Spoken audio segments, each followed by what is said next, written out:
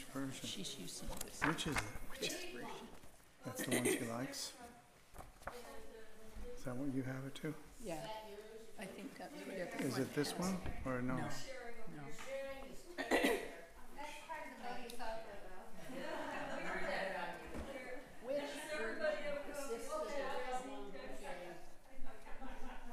Bonnie? Which one is it, do you know? The version. Can you tell us? Without the holes? No, we're talking about the 37. 37 practices. Yeah, there's a couple of. Does it say Ringu Tulku on the right side? Yes. Okay, yeah, that one. Ringu Toku. The other one is Because there's others. They're what? What do you think they are?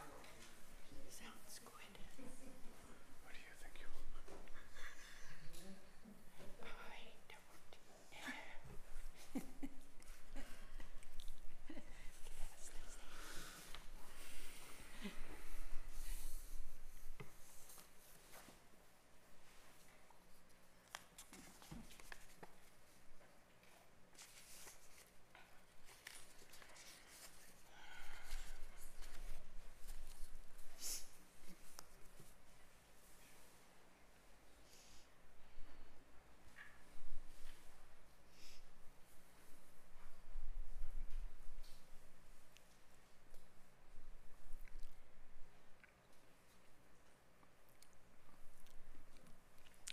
Dora, have you figured out how to sing yet?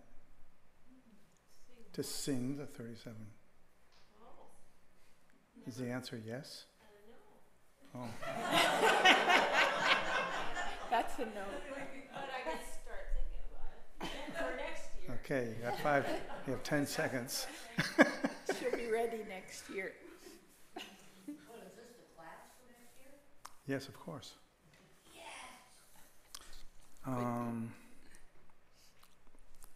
Okay, so we're doing the 37 practices of a Bodhisattva, and it's the version that has off to the right on the top, Fearlessness by Ringu Tulku. That's the one we have. Hmm? That's the only one we passed though. Well, okay. I have some other ones here, if you'd like them.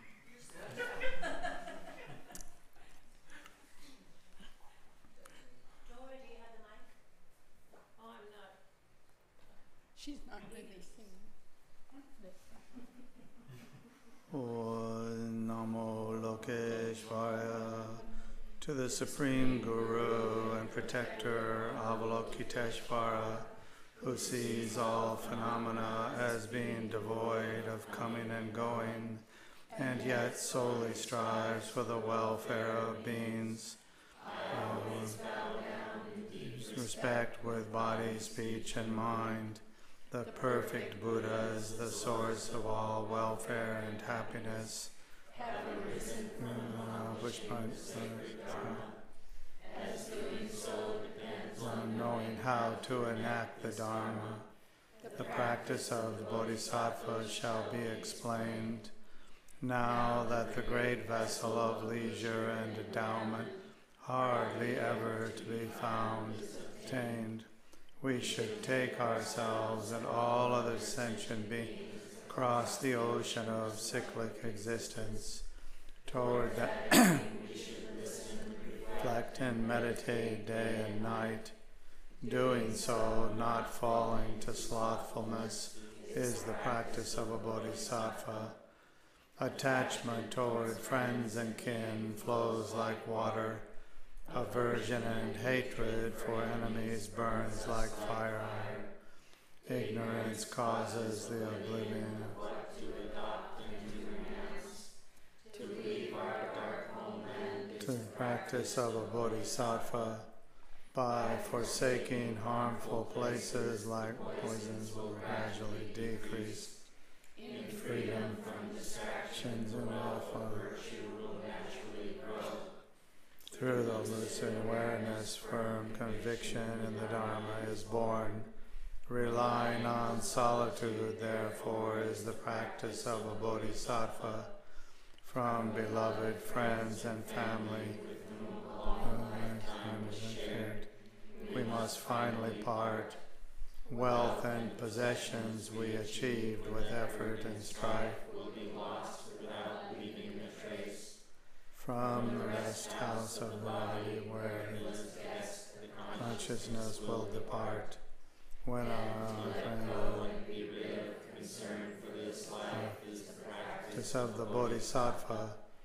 When our friends are such that in their company the three poisons increase, and in deference to the task of learning, reflection, and meditation arises, when they cause the loss of love and compassion till these are no more, then to discard such misleading friends is the practice of the Bodhisattva.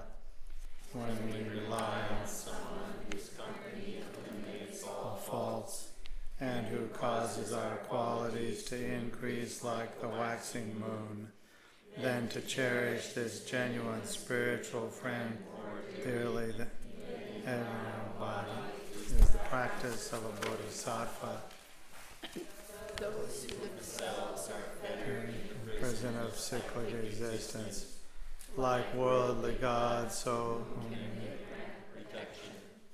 when we seek shelter to take refuge in the rare and sublime jewels, who will not fail is the practice of a Bodhisattva. The suffering of the evil wanderings so difficult to endure. Buddha said, to never commit harmful deeds, even though life is at stake, is therefore the practice of a Bodhisattva. Happiness in the three realms is like dew on the tip of a blade of grass. In a short moment's passing, it fades away. To strive for the supreme state of liberation that is forever unchanging is therefore the practice of a Bodhisattva. When our mothers who loved us since beginningless time are suffering, what is achieved by our own happiness, giving rise to bodhicitta to liberate all beings, in number, is therefore the practice of the Bodhisattva. all suffering without exception springs from our desire for personal happiness. A perfect Buddha is born from a mind set on accomplishing In the welfare of others, truly exchanging our happiness for the suffering of others, we will therefore engage in the practice of a Bodhisattva. even if someone Driven by excessive greed, robbed us of all our wealth, or instigated others to commit such a deed, we should offer him our body, possessions, and the virtues of the three times, such dedication to the practice of the Bodhisattva. even if someone severs our head, though we did not cause it by the slightest fault, Being compassionate and taking his evils is the source of a Bodhisattva. When someone wounds and slanders us, and his evil words resound in the 3,000 worlds, to proclaim his qualities in return with loving mind is the practice of a Bodhisattva. when someone reveals our hidden faults and speaks ill of us in the midst of a gathering, to show him great respect, viewing him as a spiritual friend, is the practice of a Bodhisattva. When beings whom we nursed and protected, Loving them like our only child, turn against us as if our enemies, we should love them even more as a mother will when her child has fallen ill. this This is the practice of a Bodhisattva. when someone who is equal or Inferior to us, contemptuously scorns us driven by pride, then to install him respectfully on our crown as our Guru is the practice of a Bodhisattva. Even though we be loving the misery, constantly subject to others' scorn, even though we be stricken incurable disease and haunted by evil spirits, then to take the negativity and suffering of all sentient beings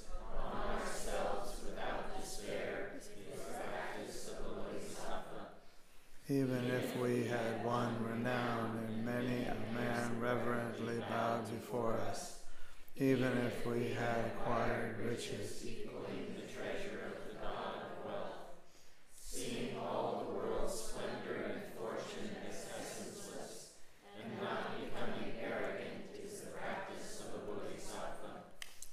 If we do not subdue the enemy that is our own hatred, fighting our enemies will only increase their number. Therefore, taming our mind stream by mustering the hosts of love and compassion. is the practice of a Bodhisattva. What attracts our desire is like salt water. The more we drink, the greater our thirst will grow. Abandoning this very instant attachment is therefore the practice of the Bodhisattva. Our own mind. Mind itself is free from conceptual elaborations and endless time.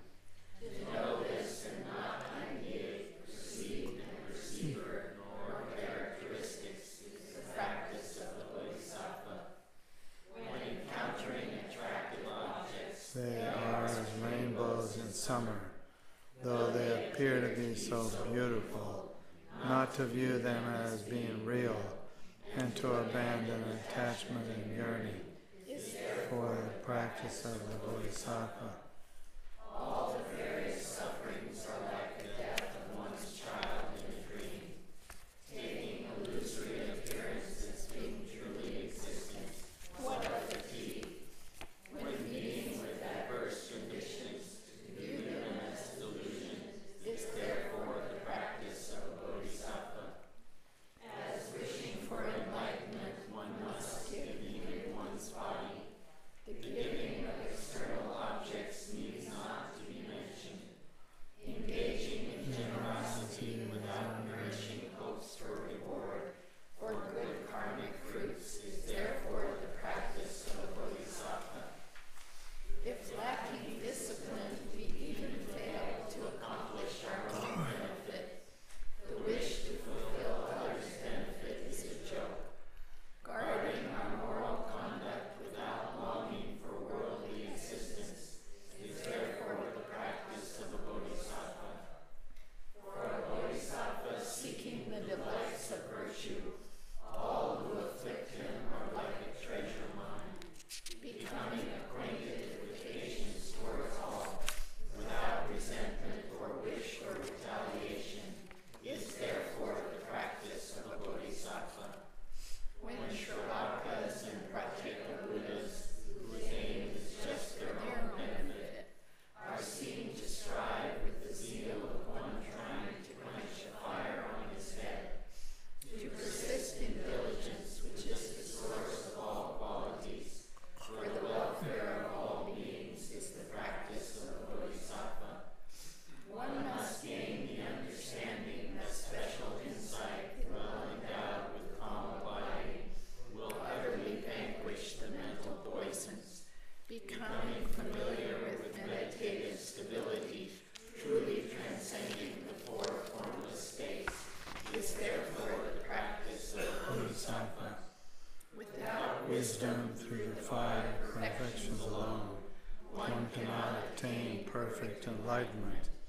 To cultivate the discriminative wisdom that is endowed with all skillful means, ideas, subject, object, and their intention, is therefore the practice of a Bodhisattva. not analyzing our own delusion, we might assume the form of a follower of Dharma and commit non-dharmic Dharmic actions, to always investigate our deluded motives, and to abandon what is seen as misleading is the practice of a Bodhisattva. If driven by our mental poisons, we expose others' Bodhisattvas' faults, we cause our own deterioration. So never speak ill of anyone who is a follower of the great vehicle is the practice of a Bodhisattva. By clinging to the households of friends and benefactors,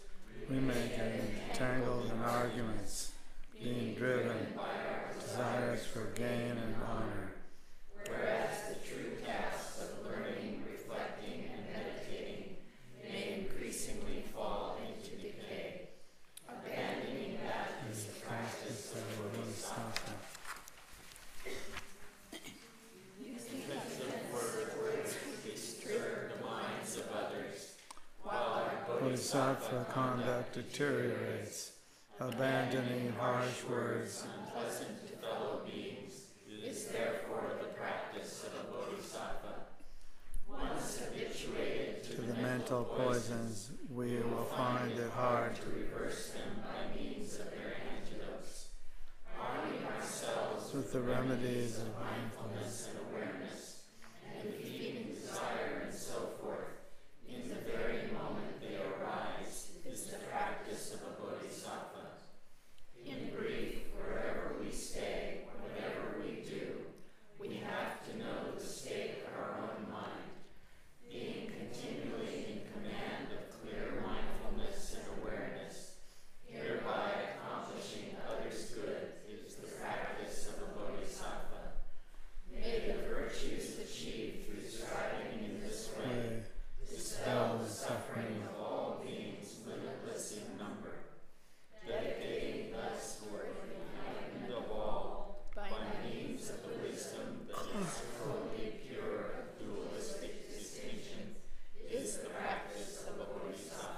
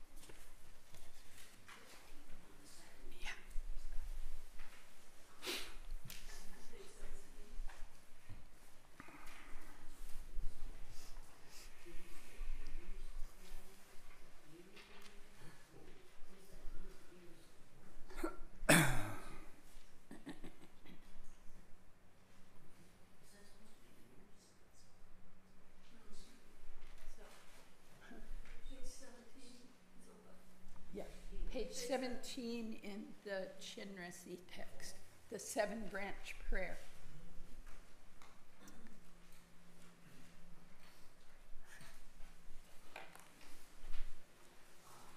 Page 17.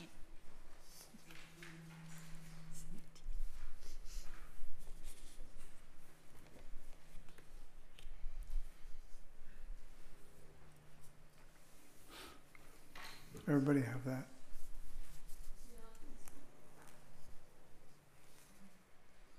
Okay.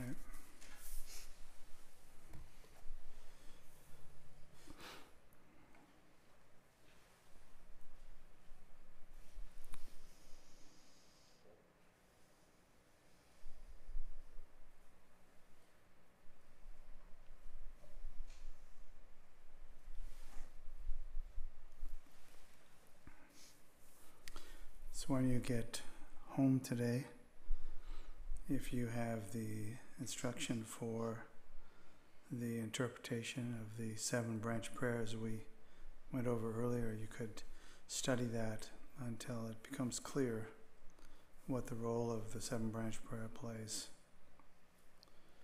So we're going to recite the 7 branch prayer here, and I think we'll keep it also continually now in English, and when we're done, then we're going to find the vow in the Nundro text, which we will recite 3 times, and that'll take us to the point of receiving the vow.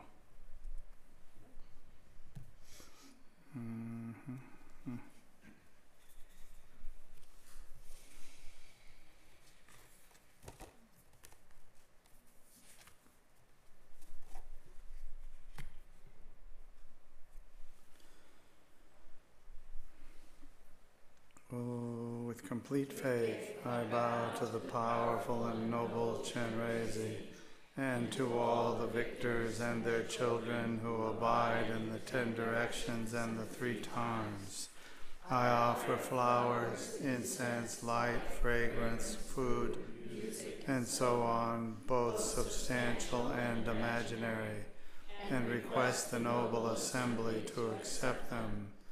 I confess the 10 non-virtuous acts, the 5 inexorable deeds, and all evil actions done, overpowered by the mental afflictions in endless time until now.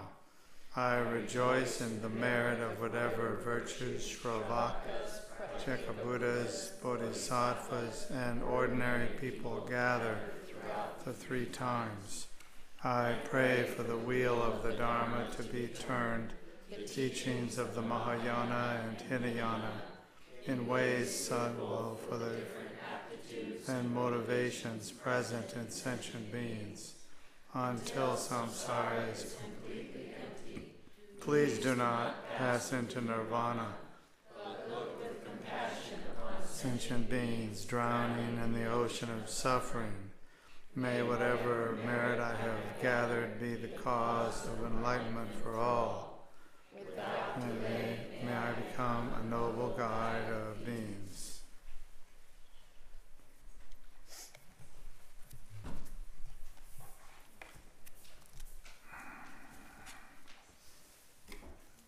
Now in the red Nundro book, we call it. Oh, okay.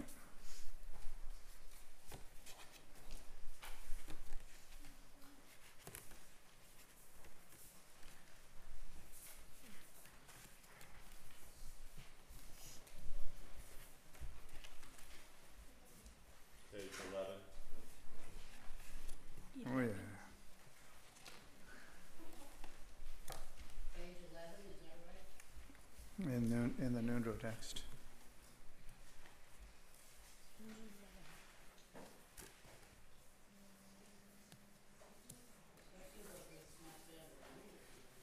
Hmm?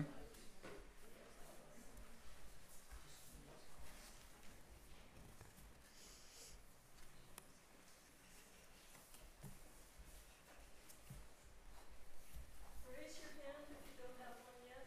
You have one? Page 11. Okay. You have one.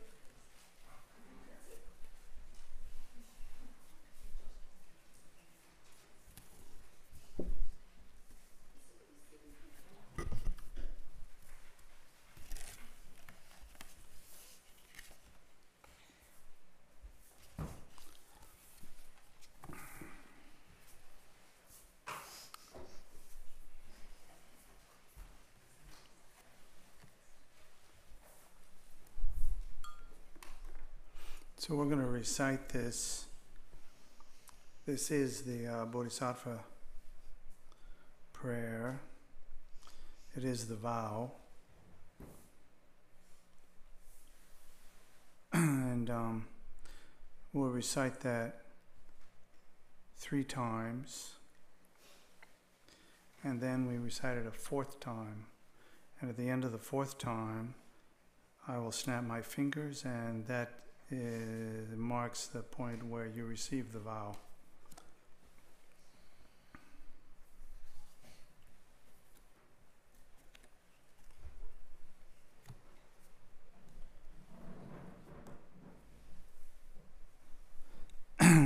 So we're on page 11, top left line. Until the heart of enlightenment is reached, I go for refuge to the Buddhas, the Dharma, and the assembly of Bodhisattvas, just as the former Sugata's roused the spirit of awakening and persevered in the stages of the Bodhisattva's training. I also, for the benefit of beings, give rise to the awakening mind, and most similarly trained in the successive stages. Until the heart of awakening is reached, I go for refuge to the Buddhas, the Dharma, and the Bodhisattvas. Just as the former Sugatas roused the spirit of awakening and persevered in the stages of a Bodhisattva's training, I also, for the benefit of beings, give rise to the awakening mind, and similarly train in the successive stages. Until the heart of enlightenment is reached, I go for the refuge to the Buddhas, the Dharma, and the assembly of Bodhisattvas. Just as the former Sugatas roused the spirit of awakening and persevered in the stages of a Bodhisattva's training, I also, for the benefit of beings, give rise to the awakening mind, and similarly train in the successive stages. Until the heart of enlightenment is reached, I go for refuge to the Buddhas, the Dharma, and the assembly of Bodhisattvas, just as the former Sugatas roused the spirit of awakening and persevered in the stages of the Bodhisattva training. I also, for the benefit of beings, give rise to the awakening mind, and similarly trained in the successive stages.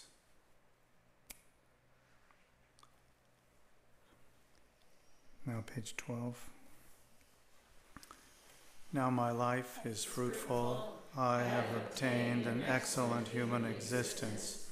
Today I am born into the family of awakened ones and have become a child of the Buddhas.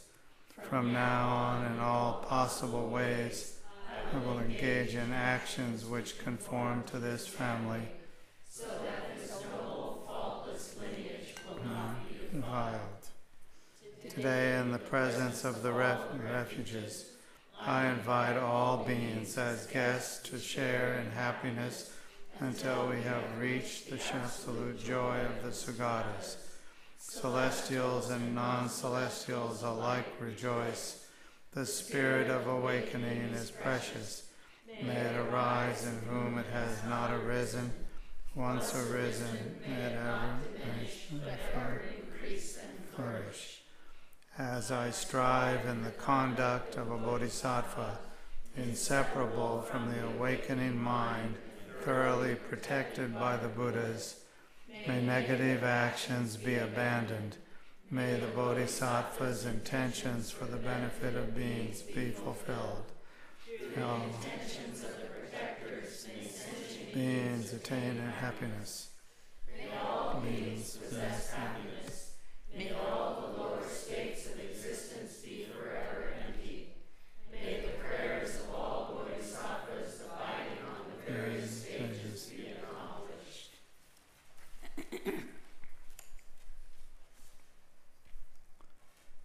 May all beings have happiness and the causes of happiness. May they be free from suffering and the causes of suffering. May they never be apart from the sacred happiness which is free of suffering. May they dwell in the great equanimity, partial, free of attachment and aversion. Finally, the sources of refuge dissolve and merge with us.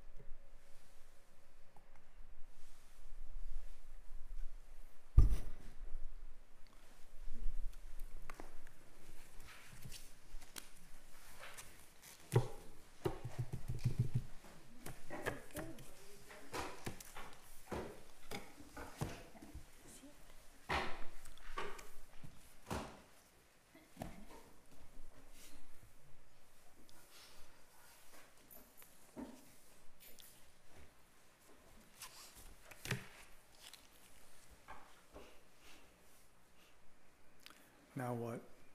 You celebrate. Yeah.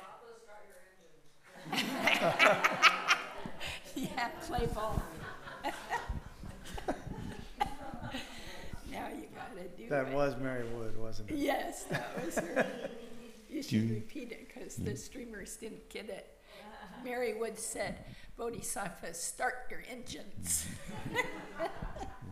Do you have any final encouragement for us? Not final.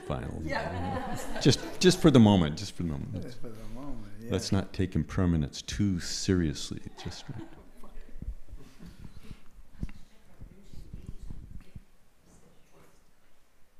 Oh, you know, we didn't do the right knee on the ground thing. That's okay. We have to come back and do it again next year. Looks like. Until you get it right. I think it was right.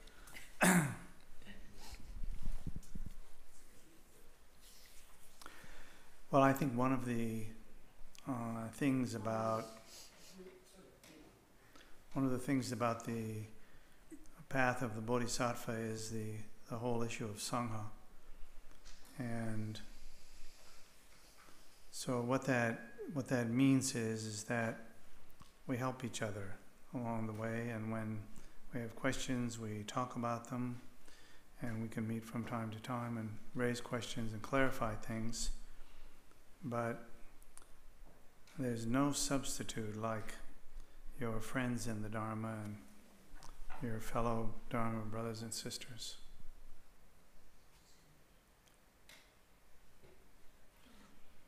So, is that enough? You have some? No. Bill.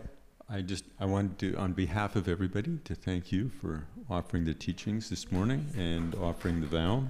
It's I think we all can appreciate how rare an opportunity it is to be able to spend some time on this and to have the guidance and help. So thank you for that. Thank you. Might you want to say what this text is and how it relates to the teaching? I don't know, it might scare everybody away. Next Saturday. The Bodhisattva vow that we recited out of the Ngondro text, the Ngondro practice is part of the Mahamudra program, and so this is a natural segue to say that if you want to find out more about that program, or about either if you're interested in going to India to take part in it in January, or if you're just interested in how a long-term path of personal practice could be structured. Either way, you're very welcome to come next Saturday, 9 to noon, and I'll be going over that. So. Also, we do have a one-sheet version of the Bodhisattva vow, and that might be useful for some people who don't have the Ngondro text or don't have that somewhere else. Do you think we have some, Bonnie, that are maybe people could take when they left? And Michael, do you want to say anything about should we be reciting the vow every day maybe, or something like that? Yeah, it's called repair.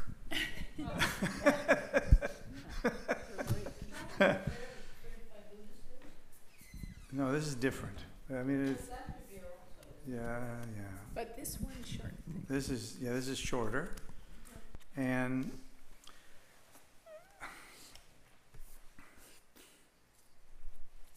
the Bodhisattva vow, the repair of it, when we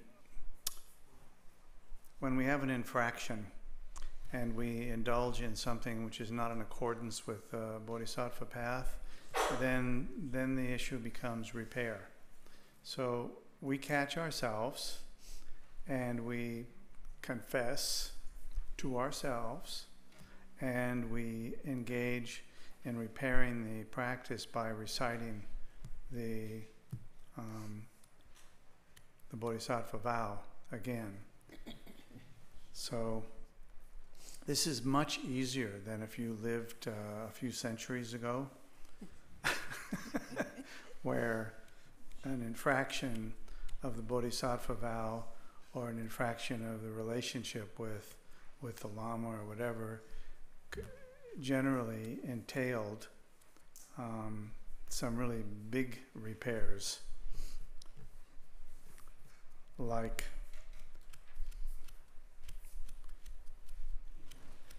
giving all your possessions to the Lama, for example, and more beyond that.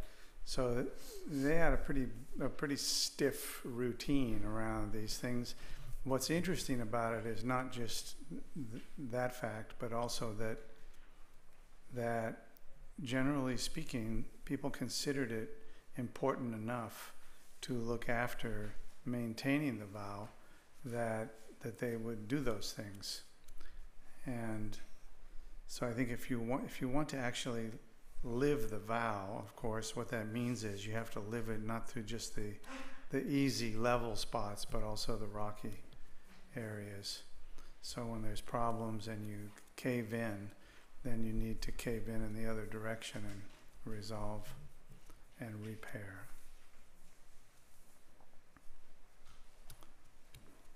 I don't think I have any more.